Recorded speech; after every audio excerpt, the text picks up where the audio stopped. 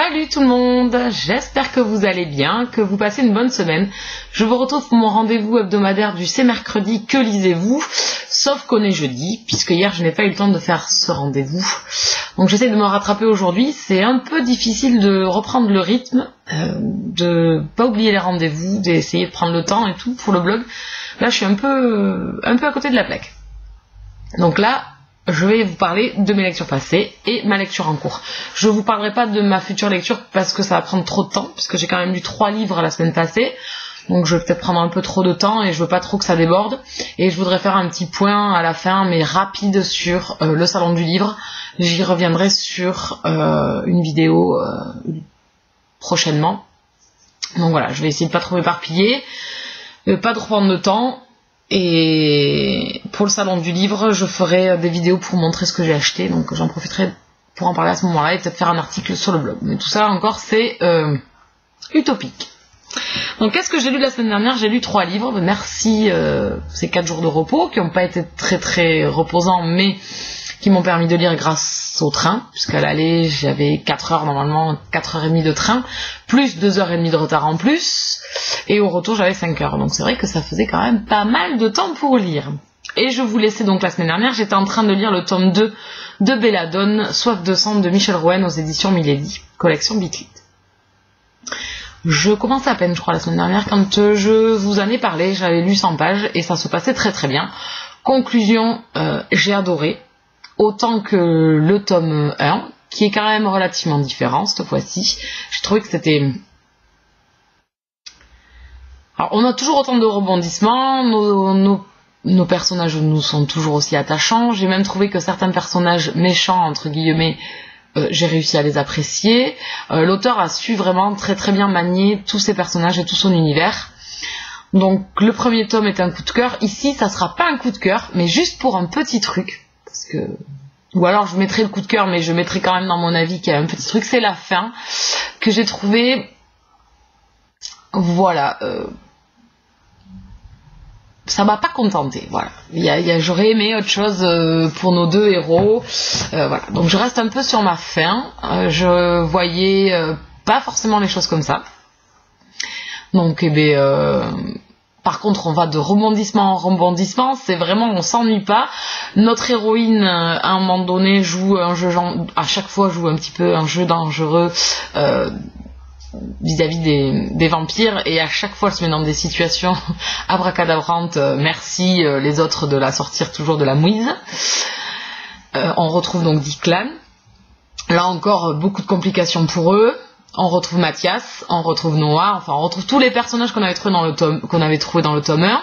On apprend un peu plus à les connaître, c'est plus développé, voilà, on les apprécie beaucoup plus. Celui qu'on voit un peu moins, ça serait peut-être Noah, mais il leur arrive tellement de choses et ils sont tellement différents des personnages qu'on a pu rencontrer dans le 1, puisque voilà, l'auteur nous en met plein la vue. Donc c'est vraiment plus qu'agréable. Jill par moment, c'est plus où elle en est. Mais c'est bien amené parce que vous savez, si vous me suivez, que je ne suis pas adepte forcément des triangles amoureux. Ici il y en a un sous-jacent, mais bon c'est pas... Je peux pas vous expliquer comment ou pourquoi parce que je veux pas vous spoiler. Mais ici c'est amené parfaitement, j'ai réussi à le comprendre. Voilà, c'est bien scindé, l'auteur fait bien la part des choses, explique bien l'état d'esprit de notre héroïne. Donc voilà, ça m'a posé aucun problème. Vraiment, si vous connaissez pas cette saga, je vous la conseille. C'est un diptyque, il n'y a que 2 tomes. Donc franchement, si vous aimez l'urban fantasy, foncez. Voilà, le seul bémol c'est cette fin, parce que je voulais pas que ça se finisse, parce que moi je serais bien restée avec mes héros, parce que ça laisse supposer qu'on pourrait avoir d'autres aventures derrière. Voilà, il y a plein de choses qui pourraient être développées par l'auteur, partir peut-être sur d'autres choses. Mais voilà, ils restaient avec eux parce que voilà, j'adore. C'est vraiment un duo, un couple qui met un coup de poing, qui est vraiment... on s'accroche vraiment à eux et on les adore. Et ici, on a moins de Declan humain, entre guillemets. Donc on apprécie énormément son côté lunatique. Voilà, moi j'ai adoré ces changements de comportement, ces colères. Voilà. Ici, je l'ai beaucoup aimé. Et voilà, cette fin, j'aurais voulu une petite scène de plus entre eux, quoi. Voilà, c'est tout. Donc sinon, c'est coup de cœur, hein, j'ai adoré. Ensuite, qu'est-ce que j'ai lu? J'ai lu une romance contemporaine. J'ai lu Les Frères Gamble, le tome 1, Suite nuptiale et quiproquo de J. Glynn, aux éditions Milady, collection Central Park. Donc c'est l'auteur Jennifer Armentrout, pour celles qui connaissent cet auteur et dont on entend énormément parler. Donc cette romance. Alors, je vais pas parler de la romance, pour commencer, je vais parler du livre en lui-même. Voilà, je vais parler du livre en lui-même, qui, quand je l'ai ouvert la première fois, ou quand je l'ai acheté sur Amazon, j'ai vu 280 pages. Bon. Des marges énormes et un caractère d'écriture énorme. Voilà. Donc je pense que Milady Romance Central Park a un peu de problème sur le volume de ses histoires. Donc le contenu doit en prendre forcément un petit pet aussi. Sauf la saga Lucky Arbor, forcément, qui elle est éditée au même taille de police que les Urban Fantasy. Bref, bon, ça c'est une aparté. Donc déjà, colère d'avoir si peu de pages. J'ai commencé à lire, donc par contre qui se lit très très vite, et forcément j'ai un petit tic quand je lis, c'est d'aller lire les 3 dernières pages, survoler un peu la fin, juste pour jeter l'œil. Des fois je comprends rien, donc ça ne m'avance à rien, et d'autres fois c'est juste pour faire la curieuse. Et puis je cherchais la fin, donc je m'en vais à 280 pages. Désolée, je vous raconte un peu ma vie.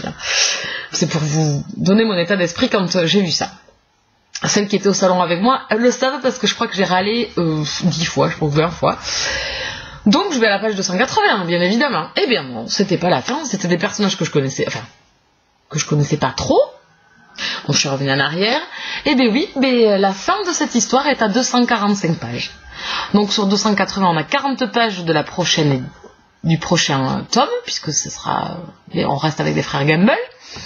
Voilà, 245 pages, écrit gros, des grosses marges. J'étais là, non mais voilà, total 6,60 €. Bon, encore, ils l'ont pas fait au prix Milady habituel, mais bon, donc déjà, vous imaginez mon état de colère quand j'ai remarqué ça. Bon, alors ensuite, j'ai dit bon, allez, on va pas rester là-dessus, voyons le contenu. Le contenu, l'histoire. C'est une romance sympathique qui, je pense pas, qui ne restera pas forcément gravée dans ma mémoire. J'ai bien aimé les personnages, Maddie, si je me souviens bien que c'est bien ça, quand même. Carrément. Je crois que c'est Maddie. Oui, c'est Maddie. Maddie et Chase. Donc Chase m'a un peu agacée à rabâcher toujours, parce qu'en fait, son père a été méchant avec sa maman et quand ils étaient mariés, donc il a peur de lui ressembler, et de toute façon je pense qu'il fait tout pour lui ressembler, donc c'est un peu le chat qui se mord la queue quand même, parce que le gars il voudrait pas ressembler à son père, mais il fait tout ce qu'a fait son père, il le fait. Donc mon garçon, si tu veux pas ressembler à ton père, tu fais les choses différemment. Déjà. Donc ça m'a, enfin c'était un incohérent, ça m'a un peu saoulé. Maddie, quant à elle, est amoureuse de lui depuis qu'elle est toute jeune. Donc elle ne voit que par lui. Et elle arrive à se ridiculiser plusieurs fois. Alors qu'elle pourrait... bon, après elle le sent pas, puisqu'elle sait pas que lui a une attirance pour elle. Donc elle peut pas en profiter. Mais elle serait peut-être en position de force en faisant les choses différemment. Puisque les peu de fois où elle l'a mis dans une rage folle, on voit que le garçon est fortement attaché à elle. Et plus que une simple petite sœur. Donc voilà, donc ça va très vite, puisqu'il y a 245 pages, vous imaginez bien que faut avancer assez vite. Donc ils se connaissent depuis l'enfance, puisque c'est Chase est le meilleur ami du frère de Maddie, et ils se retrouvent lors du mariage du frère de Maddie. Chase est le témoin et elle est la témoin de la mariée. Donc elle appréhende de le retrouver, etc. Donc on apprend à les connaître. L'auteur garde un fait secret qui s'est passé entre eux, donc on sait pas trop. Voilà, donc la romance va très vite, c'est très agréable à lire, hein, ça va très vite, c'est très sympa, les scènes un peu chaudes sont bien écrites, bien menées, c'est bien, mais voilà, tout va trop vite. Enfin, moi, 245 pages, j'ai pas trop le temps de m'approprier les personnages. L'histoire en elle-même est assez bateau, on va dire. Ça sort pas de l'ordinaire. Donc voilà, donc ça reste une lecture sympa, mais qui ne casse pas trois pattes à un canard, faut le dire. Donc ensuite j'ai vu des filles qui ont lu le tome 2 en anglais, qui ont dit qu'il était bien meilleur, donc on va voir pour la suite. Je pense que je le lirai, peut-être pas que j'achèterai mais je l'achèterai peut-être en e-book. Voilà, pour diminuer les frais sur des achats pareils qui, je pense, sont un peu de la moquerie, pour rester poli. Donc voilà, donc encore quelques petits griefs, mais contre cette maison d'édition, mais bon. Dans l'ensemble de toutes les sagas que j'ai chez eux, je vais pas non plus faire que râler, puisque il y en a quand même de très très bien. Et qui vont qui continuent encore à l'heure actuelle. Ensuite, j'ai lu un thriller. J'ai lu Le Chuchoteur de Donato Carresi aux éditions Livre de Poche. J'ai adoré. C'est un livre qui fait 270 pages et que j'ai lu vraiment avec plaisir. C'est-à-dire que j'avais pas envie de poser mon livre. On va de rebondissement en rebondissement, mais ça nous amène toujours sur un ton assez doux, assez calme. On se fait mener par le tueur, donc on garde quand même une part de chair de poule un petit peu. Donc c'est une superbe histoire. L'auteur nous mène en bateau. On a l'impression de comprendre ou de savoir ce qui arrive à nos personnages, et puis pas du tout. Mais pas du tout. Voilà. On est happé dans cette enquête, dans ces meurtres. Par contre, j'ai pas été émotionnellement, attristée ou, être vraiment mal de lire que ça soit des enfants qui ont été tués. L'auteur s'est bien l'amener pour nous mener dans l'enquête et nous intéresser sans nous faire il y a du gore quand même, mais notre héroïne est assez détachée, donc on reste assez détaché comme elle de tout ce massacre, et on se focalise plus sur les personnes, les victimes à sauver, et sur ce qu'il y a dans la tête du tueur. Donc voilà, on s'apitoie pas sur les scènes de crime, on nous les détaille, on nous les montre comme si on y était, mais on n'arrive pas à... on est un vrai enquêteur. On est comme... C'est vraiment super bien amené. La fin,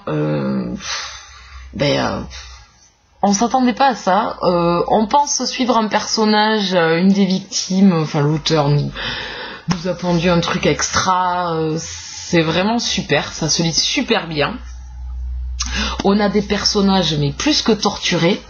On a des tueurs en série mais plus que psychopathes. C'est des tarés en puissance. Et on a une description sur les enquêtes de profiler et sur comment les différents tueurs en série, comment ils se répertorient, comment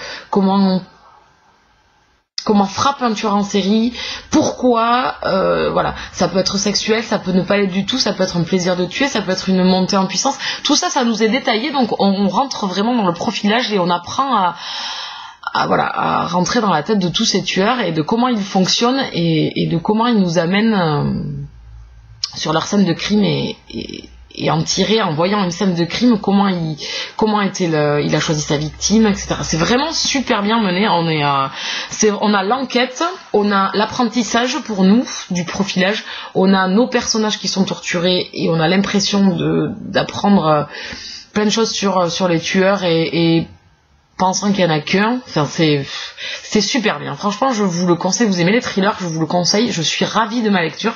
Ça faisait un moment que j'avais pas lu le thriller et ça me donne envie de reprendre ce rythme, d'en lire de temps en temps. Avec grand plaisir, si c'est à ce niveau-là, c'est le top. Je peux vous dire que j'ai pas pu le lâcher. Il a pas fait long feu. C'est la première fois que je le lis aussi vite, je crois. On peut pas le lâcher. Donc voilà, c'est un coup de cœur. Dans son domaine, dans un domaine thriller, c'est un coup de cœur, j'adore. Et je pense il me tarde d'en lire d'autres. Donc voilà pour mes lectures de la semaine passée, je suis ravie de ces lectures. Voici ma lecture en cours, c'est Vivant d'Isaac Marion, aux éditions Bragelonne. Je débute à peine, donc je peux pas vous en parler, j'ai lu 40 pages. Donc voilà, Des morts vivants, une histoire d'amour, donc à voir, je pense que je vais bien rigoler. Donc à voir. J'aime bien son livre, il est très joli, j'aime bien le format, voilà. Bon, c'est tout ce que je peux vous dire là-dessus. Je vais pas vous parler de mes lectures après, vous verrez ça la semaine prochaine. Maintenant, il faut que je reprenne un rythme un petit peu, voilà. Sur le blog, on arrive à la fin du mois, donc il va y avoir toutes les vidéos à faire, les bilans. Il va y avoir également un petit IMM.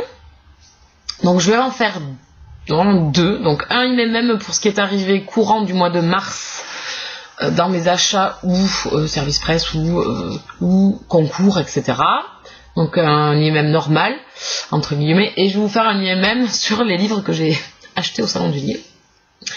Donc le Salon du Livre qui a été samedi intense, génial, plein de rencontres. J'étais vraiment ravie de mettre enfin des visages sur des pseudos.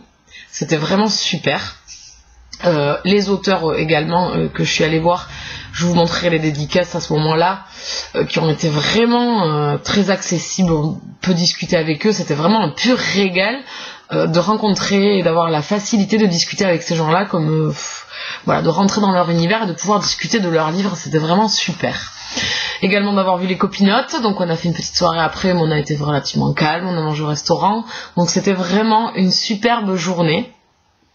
Mal aux jambes, mal au dos, fatiguée après toute une journée au salon.